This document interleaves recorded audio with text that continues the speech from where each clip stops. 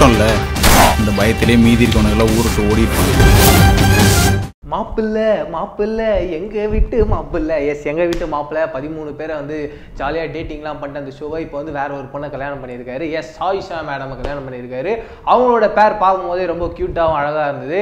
அதாவது பார்த்தீங்கன்னா net TV for you சார்பாகவும் பிரவீன் கேஎஸ் உங்கள் நண்பன் சார்பாகவும் வாழ்த்துக்களை தெரிவிச்சுக்கிறோம். ஆனால் அவங்களோட லைஃப் இதுக்கப்புறம் இன்னும் வந்து பிரைட்டாகவும் சூப்பராகவும் போகணுன்றது எங்களுக்கு வந்து ரொம்ப சந்தோஷமான விஷயமா இருக்கும். கண்டிப்பாக அது நடக்கும்ன்றது எந்த விதமான டவுட்டும் கிடையாது. அந்த ஒரு அதாவது பார்த்தீங்கன்னா அந்த ஒரு வெட்டிங்க்கு எந்தெந்த செலிபிரிட்டிலாம் வந்திருந்தாங்கன்னு சொல்லிட்டு தான் நம்ம பார்க்க போகிறோம். ஃபஸ்ட்டு நம்ம சூர்யா சார் வந்திருந்தார், அப்புறம் கார்த்தி சார் வந்திருந்தார். இது மட்டும் இல்லாமல் சுந்தர்சி சாரும் குஷ்பு மேடமும் வந்திருந்தாங்க. இதெல்லாம் தாண்டி உடன் பிறவா நட்புடனுடன் இருக்க நம்ம விஷால் சாரும் வந்திருந்தார். அவருக்கும் வந்து அடுத்த மாதம் கல்யாணம் நடக்க போகுது. அந்த ஒரு வெட்டிங் வந்து ஹைதராபாத்தில் வேற லெவலில் ஒரு செலிப்ரேஷனில் போச்சு. பார்க்கும்போதே ஒரு இந்த மாதிரி நமக்கு ஒரு கல்யாணம் நடக்காதா அப்படின்ற ஒரு ஃபீலிங்கை உள்ளே கொண்டு வருது. அது மட்டும் இல்லாமல் பசங்களுக்கெல்லாம் வந்து சாயிஷா மேடம் கல்யாணம் ஆயிடுச்சுன்னு அவங்க ஒரு சைடு அழுகுறாங்க, பொண்ணுங்களா இந்த சைடு ஐயோ ஆரியாவுக்கு கல்யாணம் ஆயிடுச்சு அப்படின்னு அழுதுட்டு இருக்காங்க. பட் என்ன இருந்தாலும் பரவாயில்ல, எல்லாருமே வந்து அந்தந்த வயசில் அது இது நடக்கணுமா இல்லையா, அதனால் அது நடந்துருச்சு, ஒன்றும் பிரச்சனை கிடையாது.